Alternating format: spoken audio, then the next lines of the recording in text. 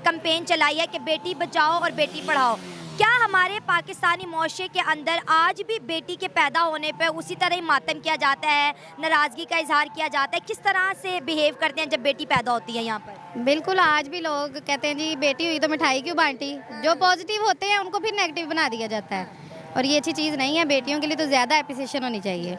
हम पाकिस्तानी हैं, हमने ये देखना है कि पाकिस्तान कहाँ खड़ा है और इंडिया कहाँ खड़ा है। तो बात करने का सिर्फ ये मकसद है कि अगर मोदी की हुकूमत इतनी जालमाना है या वो गलत है, तो वहाँ के मुसलमान तो अब आपको खामोश दिखाई देते हैं। इस सतह पे शर्मिंदगी फेस करनी पड़ती है जब आप एक एयरपोर्ट की लाइन में खड़े होते हैं और आपको एक अलग ले जाया जाता है बड़े प्रोटोकॉल के साथ, और वहाँ पे जाके आपसे कहा जाता है पेंट भी उतार दें जनाब, आप बड़े स्पेशल मेहमान हैं हमारे।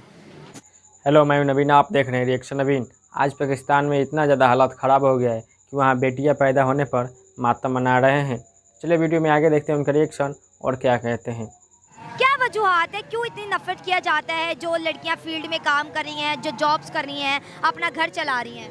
क्योंकि यहाँ माशरा आज भी मर्द का ही है, औरत का नहीं है, और औरत को सपोर्ट करना चाहिए। अब जिनकी बेटियाँ हैं वो घर कैसे चलाएं, लेकिन उन बेटियों को अच्छा नहीं समझा जाता।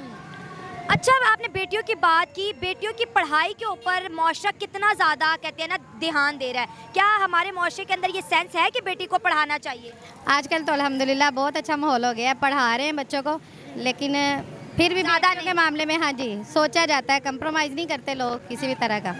अच्छा, अगर हम इंडिया की बात करें, वहाँ पर उन्होंने एक कैंपेन चलाई है कि बेटी बचाओ और बेटी पढ़ाओ, क्या हमारे पाकिस्तानी माशरे के अंदर आज भी बेटी के पैदा होने पर उसी तरह ही मातम किया जाता है, नाराज़गी का इजहार किया जाता है? किस तरह से बिहेव करते हैं जब बेटी पैदा होती है यहाँ पर? बिल्कुल, आज भी लोग कहते हैं जी बेटी हुई तो मिठाई क्यों बांटी। जो पॉजिटिव होते हैं उनको फिर नेगेटिव बना दिया जाता है, और ये अच्छी चीज़ नहीं है। बेटियों के लिए तो ज़्यादा एप्रिसिएशन होनी चाहिए। अच्छा, सो कॉल्ड माशरा कहता है कि भाई हमने अपनी वीमेंस को बड़े राइट दिए हैं, वीमेंस को आज़ादी है, हर तरह की ये है वो है, बड़ी बड़ी बातें। क्योंकि मैं बहुत ज़्यादा जो शो मेरे होते हैं मेल के साथ होते हैं, आपको लगता है जो वो दावा करते हैं वो सच है? नहीं, झूठ बोलते हैं। कहीं ना कहीं शक की नज़र से देखा जाता है। उनके लिए ज़िंदगी जो अंडरग्राउंड घरों में होती है ना वो बहुत मुश्किल होती है। किस तरह का फैमिली सिस्टम है? हमारा फैमिली सिस्टम तो अल्हम्दुलिल्लाह बहुत अच्छा है, हमें पूरी सपोर्ट मिलती है।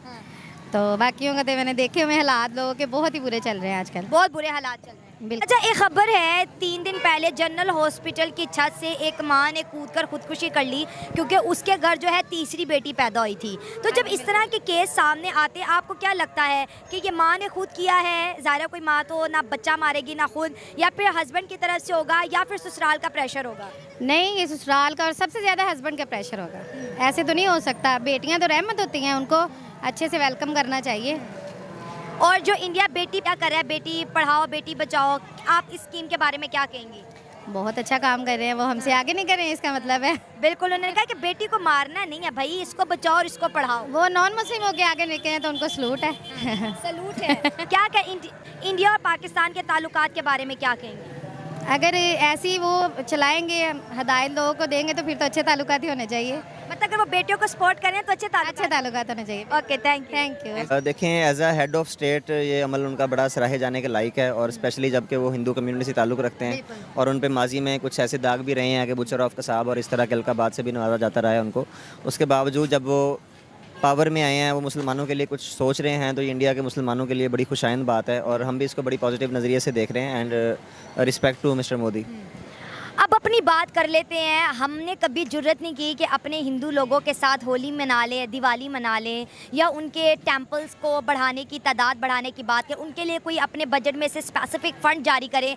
तो हमने तो अपनी माइनॉरिटीज़ को किसी न किसी कोने लगा दिया है, लेकिन हम अपनी बात नहीं करते, और हम ऐसे मुसलमानों की बात करते हैं जो कि इंडिया में रह रहे हैं और हमसे कई हज़ार गुना बेहतर ज़िंदगी गुजार रहे हैं। जी, ऐसे ही है। हमारे किसी लीडर ने तो कभी इस तरह का अमल किया नहीं है कि पाकिस्तानी जो भी अकलियतें हैं उनके साथ जाके कोई सा भी उनका जो मजहबी त्यौहार हैं वो मनाएं, शामिल हों।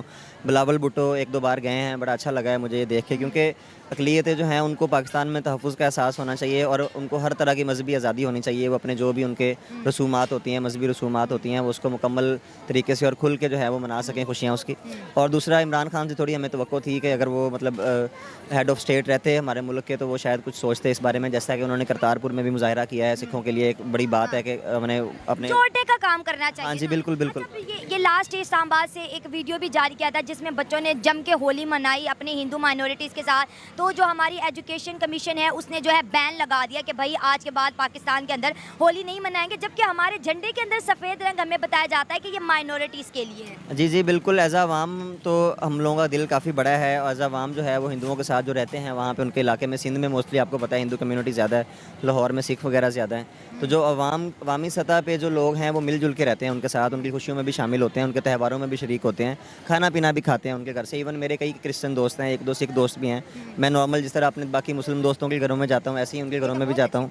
तो अवाम की सतह पे ये है, लेकिन हुक्मरान जो है वो हमेशा से ही ख्वाब गफलत में है। आपको पता है पाकिस्तानी हुक्मरान, उनके जो बड़े सीरियस मसले हैं कौम के, उनकी तरफ उनकी कभी तवज्जो नहीं गई है। तो चलो एक माइनॉरिटी की हम बात कर रहे हैं, वो भी उनके त्योहारों के हवाले से। और जहाँ तक आपने जो बताया कि एजुकेशन कमीशन ने बैन किया है, तो ये कोई ऐसा अच्छी चीज़ नहीं है जो हम अपने बच्चों को सिखा रहे हैं। उनको ज़हनी तौर पे आज़ाद होना चाहिए, हर मज़हब का वो मुतालिया भी करें।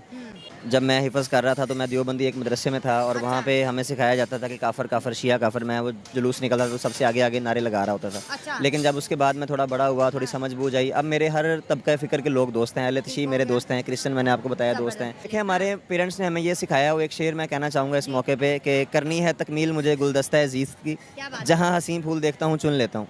तो जहाँ से आपको अच्छी बात मिले, वो कोई सिख हो, हिंदू हो, कोई भी हो, अगर वो अच्छा अमल कर रहा है तो आप उसके अमल को कॉपी करें। ये ना देखें, हाँ जी, ये ना देखें कि वो किस मज़हब से ताल्लुक़ रखता है। और बाकी जहाँ तक ग़ज़वा हिंद की और इस तरह के मामलात की बात है ना, तो अस्करियत वाली सोच जो है अब के बच्चों में डेवलप नहीं करनी चाहिए, क्योंकि एक्सट्रीमिज्म से इंसान नस्लें बर्बाद हो जाती हैं। और देखें ना अभी आबादी इतनी ज़्यादा हो गई है, जब हम अपने बच्चों के ज़हनों में इस तरह के फूल बोएंगे ना तो वो कांटे ही उसका रिज़ल्ट होगा। और एट दी एंड फिर जंगें और मतलब कल एक मेरा दिल दुखा है। अब मैं नहीं जानता कि वो ट्विटर हैंडल इंडिया का है या रॉ का है या उनके किसी जानने वाले का है। उन्होंने लिखा वो जो अटैक हुआ है मस्तूंग में, डीएसपी फॉर डीएसपी।